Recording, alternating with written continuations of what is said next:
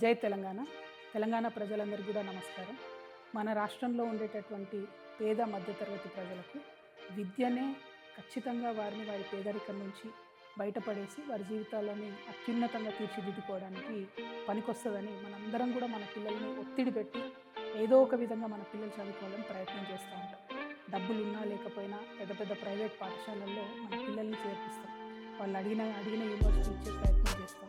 మనం ఇబ్బంది పడ్డ పిల్లలు బాగుండాలని చూస్తాం. ఇదంతా ఎందుకోసం చేస్తామంటే ఆస్తులు ఉన్నా లేకపోయినా చదువు ఉంటే చాలనే ప్రయత్నంతో మనందరం కూడా చేస్తాం. సగటు పేద మధ్యతరగతి వారందరికీ కూడా విద్యనే ఆస్తి. ఆ విషయం తెలిసి కూడా తెలంగాణ రాష్ట్ర ముఖ్యమంత్రి గారు 27,000 ఉన్నటువంటి పాఠశాలలను కంప్లీట్గా తగ్గించి కేవలం 4,000 చేస్తామని చెప్తా ఉన్నారు. ప్రభుత్వ పాఠశాల ఒక ఊరిలో ఉంటే పేదవారికి అట్లీస్ట్ 5వ తరగతి వరకు ఉచితంగా ఒక బాటలో ఆ పిల్లగాడు పోవడానికి పనికొస్తుంది, పిల్లగాడు పోవడానికి. కానీ ఈ ముఖ్యమంత్రి గారు ఏమాత్రం ఆలోచన లేకుండా 27,000 స్కూల్ అన్నింటినీ కూడా కుదించి 4,000 చేస్తామంటున్నారు. అంటే ఇప్పటి వరకు ఊర్లలోకి ప్రైవేటు ప్రైమరీ పాఠశాలలు రాలేదు. ముఖ్యమంత్రి గారు తీసుకున్న ఈ నిర్ణయంతో ఇప్పుడు ప్రతి చిన్న ఊర్లో కూడా ప్రైవేట్ వాళ్ళు పాఠశాలలు 1 నుంచి 5వ తరగతి పెట్టే పరిస్థితి వస్తుంది. అన్నిటికన్నా ఎక్కువ ఏమవుతుందంటే ఆడపిల్లల చదువు మాత్రం విపరీతమైన దెబ్బ పడుతుంది. ముఖ్యమంత్రి గారు నేను హిట్లర్ అని చెప్పుకుంటున్నాను. మీరు హిట్లరే, కానీ హిట్లర్ కన్నా ఎక్కువ మీరు తాలిబాన్. ఎందుకంటే తాలిబాన్లు కూడా కేవలం ఆడపిల్లల చదువు మీద రిస్ట్రిక్షన్స్ పెట్టి వాళ్ళు చదువుకోకుండా చేసిండ్రు. ముఖ్యమంత్రి గారే విద్యాశాఖ మంత్రి అయితే విద్యాశాఖ ఏదో వెలుగుతుంది అని చెప్పి అందరూ భావించారు. కానీ అడుగడుగున అబద్ధాలు. ఇప్పుడు మీరున్న 27,000 పాఠశాలలు 4,000 పాఠశాలలు చేస్తారు. ఇప్పుడు ఉన్నటువంటి ఉపాధ్యాయులందరినీ ఏం చేస్తారు? మీరు ఈ 3 లక్షల పై చిలుకున్నటువంటి ఉపాధ్యాయులందరినీ కూడా తీసేస్తారా? 4,000 పాఠశాలలో అడ్జస్ట్ చేస్తారా? లేకపోతే వివిధ గవర్నమెంట్ డిపార్ట్మెంట్లకు పంపిస్తారా?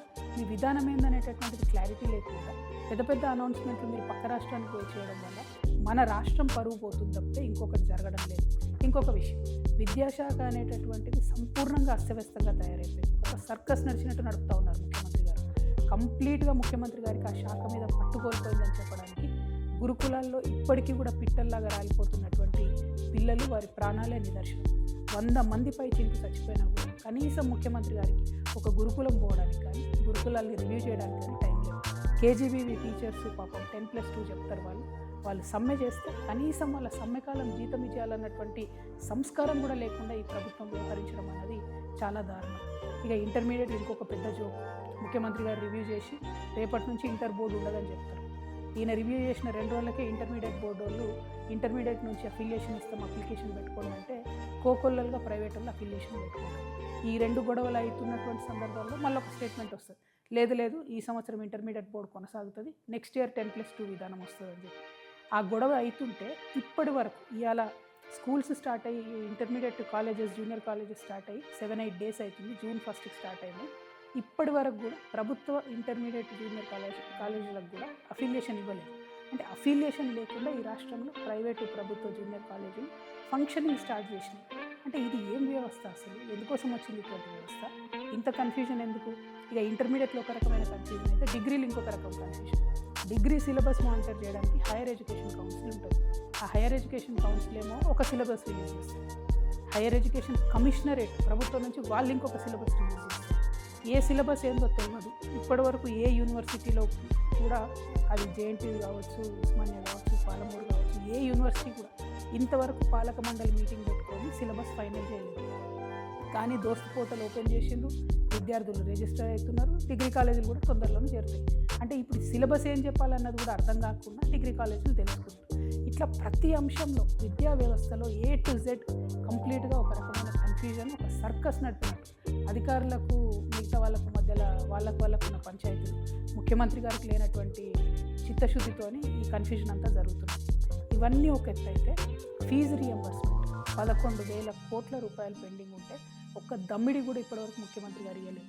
దాంతో ఏం జరుగుతున్నది? ప్రైవేట్ డిగ్రీ వాళ్ళు స్కూల్స్ మూసేసుకుంటున్నారు, కాలేజీలు మూసుకుంటున్నారు, ప్రైవేట్ జూనియర్ కాలేజ్ వాళ్ళు మూసుకుంటున్నారు, ప్రైవేట్ స్కూల్స్ ఏవైతే చిన్న స్కూల్స్ పాపం పేద విద్యార్థులకు చదువు చెప్తారో వాళ్ళు కూడా మూసేసుకునే పరిస్థితి వచ్చింది. ఆ భారం మోయలేకపోతున్నారు. అన్నిటికన్నా ఎక్కువ ఆ పిల్లలు, వాళ్ళ పేరెంట్స్, వాళ్ళ ఫీజులు కట్టలేక ఇబ్బంది పడుతున్నారు. మళ్ళీ నేను చెప్తున్నాను, ముఖ్యమంత్రి గారి విధానాలతో ఈ రాష్ట్రంలో ఉన్నటువంటి ఆడపిల్లలకు తీవ్రమైన నష్టం జరుగుతుంది. మగపిల్లల్ని ఏదో ఒకటి చేసి పంపిస్తారు, కానీ ఆడపిల్లలకు మాత్రం ఇబ్బంది అవుతుంది, వాళ్ళని పంపడం లేదు. సో ఈ విధంగా ఫీ రియంబర్స్మెంట్ పక్కకు పెట్టేసి ఇప్పుడేమో GO7 తీసుకొచ్చి స్టూడెంట్స్కి డైరెక్ట్గా ఇస్తామని చెప్తున్నారు. స్టూడెంట్స్కి ఎట్లా ఇస్తారు? ఒక్కొక్క స్టూడెంట్కి ఇస్తామంటే ప్రైవేట్ కాలేజ్ ఊరుకుంటుందా? వాళ్ళ దగ్గర ముక్కు వెండి పెద్ద పెద్దగా ఫీజులు వసూలు చేయరా? అంటే ప్రైవేట్ కాలేజ్ వాళ్ళకు డైరెక్ట్గా ఫీజులు పెంచుకునేటటువంటి ఒక విధానాన్ని మీరు ఓపెన్ చేస్తున్నారు. GO7ని తక్షణమే రద్దు చేయాలి. ఖచ్చితంగా ఫీ రీఎంబర్స్మెంట్ కూడా మీరు ఇమీడియట్గా ఇంప్లిమెంట్ చేయాలి. ఇవన్నీ ఒక ఎత్తు అయితే మేము పేరెంట్స్ తరఫున అనేక రోజుల నుంచి అడుగుతున్నాం. జూన్ మాసం వస్తుంది. జూన్ లోపల మీరు ఫీ నియంత్రణ చట్టం తీసుకురండి. ఎందుకంటే ప్రైవేట్ పాఠశాలలు 50% నుంచి మొదలు పెడితే 150% వరకు కూడా ఫీజులు పెంచినటువంటి పరిస్థితి కనపడతా ఉన్నది. హైదరాబాద్ మహానగరంలో అయితే మరీ అస్తవ్యస్తంగా ఉందని అడిగితే ఇంతవరకు కూడా ప్రభుత్వం ఫీ నియంత్రణ చట్టం మీద కనీసం డిస్కషన్ కూడా చేయలేదు. అంటే ఈ సంవత్సరం కూడా ఫీజు నియంత్రణ చట్టం లేకపోతే లక్షలాది మంది పేరెంట్స్ మీద విపరీతమైన బర్డెన్ పడుతుంది. నేను ముఖ్యమంత్రి గారిని మళ్ళీ చివరిసారిగా ఒకటే అడుగుతా ఉన్నాను. ఫస్ట్ గురుకులాలను పట్టించుకోండి. 2 ప్రభుత్వ పాఠశాలలను మూసేసేటటువంటి ప్రయత్నాన్ని మానుకోండి. ఫీజు రీఎంబర్స్మెంట్ డబ్బుల్ని ఇమ్మీడియట్గా రిలీజ్ చేయండి. జూనియర్ కాలేజెస్ అఫిలియేషన్ చేయండి.